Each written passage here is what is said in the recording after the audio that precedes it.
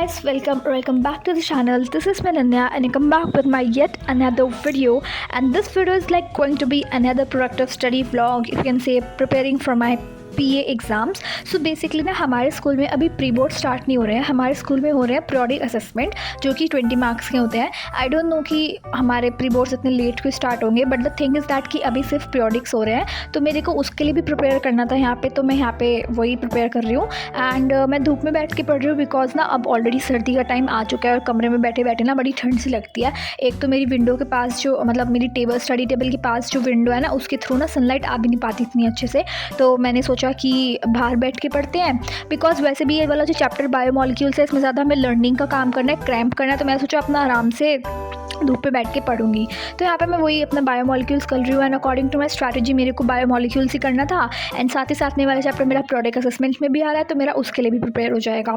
तो I think ये जो बायोमॉलिक्यूल्स वाला चैप्टर है ना, मैंने इसको सिर्फ अपने नोट्स से और NCERT से पढ़ रही हूँ बिकॉज हमारी मैम ने हमको कहा था कि बायोमॉलिक्यूल्स एंड DNF ब्लॉक ये ऐसे दो चैप्टर हैं जो सिर्फ NCERT से ही पूछे जाते हैं, मतलब NCERT से ही आता है. NCERT से बाहर का इसका एक भी क्वेश्चन नहीं आता, तो उस वजह से इसके इंडेक्स क्वेश्चन, एक्सरसाइज के क्वेश्चन सारे दोनों इंपॉर्टेंट बन जाते हैं. तो इसलिए मैं क्या कर रही हूँ, मैं सिर्फ अपने नोट्स से रीड कर रही हूँ, नोट्स को याद कर रही हूँ और साथ साथ में NCERT के क्वेश्चंस देखती चल रही हूँ, मतलब NCERT के क्वेश्चंस याद करती जा रही हूँ. इनके क्वेश्चंस के बारे में मैं आपको एक मतलब आगे एक चीज़ बताऊंगी जो मैंने ऑब्जर्व करी है. अगर आपने वाला चैप्टर अब तक बायोमॉलिक्यूल्स वाला चैप्टर नहीं करा है तो आप ना उस वाली ट्रिक को फॉलो कर सकते हो जो मैंने आपको आगे बताई है.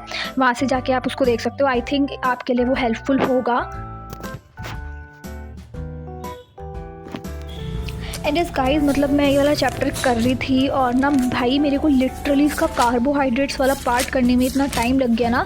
इसका कार्बोहाइड्रेट्स इतना बड़ा है कि मतलब प्रोटीन्स पे आने तक मेरे को थोड़ा टाइम है. अभी मैं कार्बोहाइड्रेट्स पे आई थी. इसके जितने भी ये स्ट्रक्चर्स हैं, ये शुगर के स्ट्रक्चर्स हैं, माल्टोज, लैक्टोज, एमिलोज, ये सब भैया बहुत ज़्यादा टफ है क्योंकि कुछ नहीं पता, बोर्ड्स में कुछ भी पूछे जा सकते हैं कि इसका स्ट्रक्चर बनाओ, उसका स्ट्रक्चर बनाओ. तो इसलिए यहाँ पर मैं सारे इनके स्ट्रक्चर्स भी प्रैक्टिस कर रही हूँ, सारी ग्लूकोज को देखते हुए चल रही हूँ क्या है क्या नहीं. तो ये सभी मैं इनकी प्रैक्टिस भी करते हुए देख रही हूँ.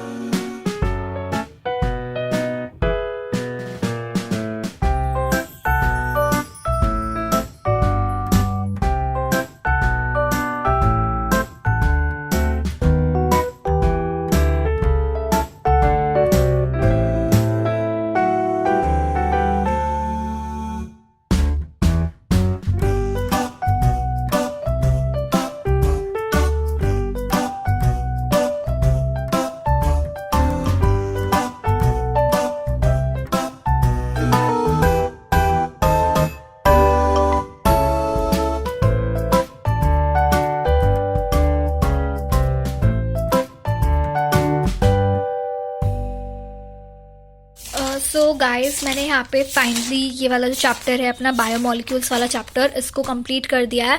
इंटरेस्ट में गाइस मेरे को मतलब 4 बज गए हैं, मतलब 4 बजने वाले हैं. मैं इसको सुबह लेके बैठी थी मतलब 12-1 बजे के आसपास, और मेरे इस चैप्टर को करने में मेरे को इतना ज़्यादा टाइम लग गया. बट ना द थिंग इज़ दैट कि जब मैंने NCERT के क्वेश्चन देखे, जो बैक एक्सरसाइज के क्वेश्चन है ना, मेरे को ऐसा लगा कि अगर मैं सिर्फ इन बैक एक्सरसाइज के सॉल्यूशन, बिकॉज ये सारे क्वेश्चन आंसर्स हैं, ये सारे क्वेश्चन आंसर्स ऐसे हैं जैसे हम अपने 9th 10th या फिर 8th में क्वेश्चंस नहीं याद करते थे. अगर मैं उस तरह इन सारे क्वेश्चंस को याद कर लेती तो मेरे को चैप्टर ना रीड करने की जरूरत पड़ती है ना चैप्टर याद करने की जरूरत पड़ती, बिकॉज ये क्योंकि क्वेश्चन आंसर्स इन्होंने इतने अच्छे बना रखे हैं, इतने प्यारे हैं ये क्वेश्चन आंसर्स कि आप बस इनमें हर एक डेफिनेशन, हर एक चीज़ पूछी गई है कि अगर जिस बंदे ने चैप्टर पढ़ा भी नहीं होगा ना, अगर वो भी ये एक्सरसाइज के क्वेश्चंस कर लेगा ना, तो उसका भी ये चैप्टर पूरा हो जाएगा.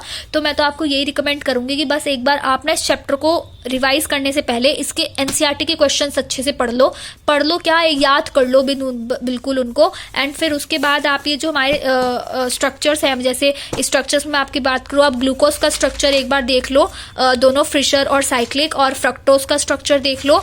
एंड ये जो हमारे पास शुगर का स्ट्रक्चर आया हुआ है, जैसे माल्टोज, लैक्टोज और सेलुलोज का स्ट्रक्चर, और एक डीएनए का स्ट्रक्चर। बस आप इनके स्ट्रक्चर्स एक बार अच्छे से देख लो और साथ में एनसीईआरटी के क्वेश्चंस कर लो, तो आई थिंक ये आपका पूरा चैप्टर हो जाएगा बिना किसी मतलब चीज़ के कि आपको अपने नोट्स वगैरह पढ़ने हैं या नहीं। आपको ये रिकमेंड करूंगी, आपने जो अपनी स्ट्रेटजी बनाई होगी आप उसके अकॉर्डिंग देख सकते हो, बट मैं आपको अपने एक्सपीरियंस से बता रही हूँ कि मैंने जब अपने नोट्स पढ़े और उसके बाद मैं एनसीईआरटी के क्वेश्चंस पे गई तो मेरे को वो ज़्यादा ईजी लगा कि मैं एनसीईआरटी के क्वेश्चन ही पहले याद कर लेती, मेरा थोड़ा टाइम बच जाता।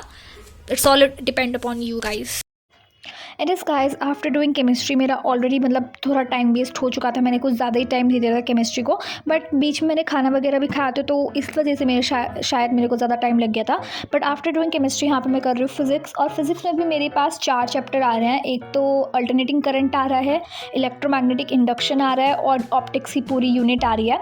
तो आई नो कि ऑप्टिक्स की यूनिट तो बहुत ज़्यादा बड़ी पड़ेगी, इसलिए मैं सोच रही हूँ कि मैं अल्टरनेटिंग करंट वाला चैप्टर और इलेक्ट्रोमैग्नेटिक वाला चैप्टर उन दोनों को तो अच्छे से पक्का करके चलूँ, ताकि जो मेरे को एक छुट्टी जो मेरी फिजिक्स के पेपर में मिली है वहाँ पे मैं अपने ऑप्टिक्स को पक्का कर पाऊँ।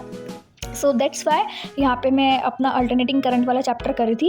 एंड आई थिंक ये थोड़ा इजी सा चैप्टर है, थ्योरी वाइज इसकी बहुत इजी लगी मेरे को। बाकी अभी न्यूमेरिकल्स मैंने इसके प्रैक्टिस करी नहीं है। मेरे साथ फिजिक्स में यही दिक्कत आती है कि थ्योरी तो हम अच्छे से कर लेते हैं, बट न्यूमेरिकल्स में मैं थोड़ा सा अटक रही हूँ। पता नहीं न्यूमेरिकल्स थोड़े बहुत हो नहीं पाते, कॉन्सेप्ट उसमें लगता है, बट कोई नहीं, मैं उनकी न्यूमेरिकल्स भी प्रैक्टिस करूँगी। एंड आफ्टर दैट फिजिक्स की क्लिप में ज़्यादा ले नहीं पाई थी, बिकॉज ना फिजिक्स करते करते मेरी फ़ोन की बैटरी डाउन हो गई थी, जिस वजह से मेरा फ़ोन बंद हो गया था, मेरे को बाद में पता चला था।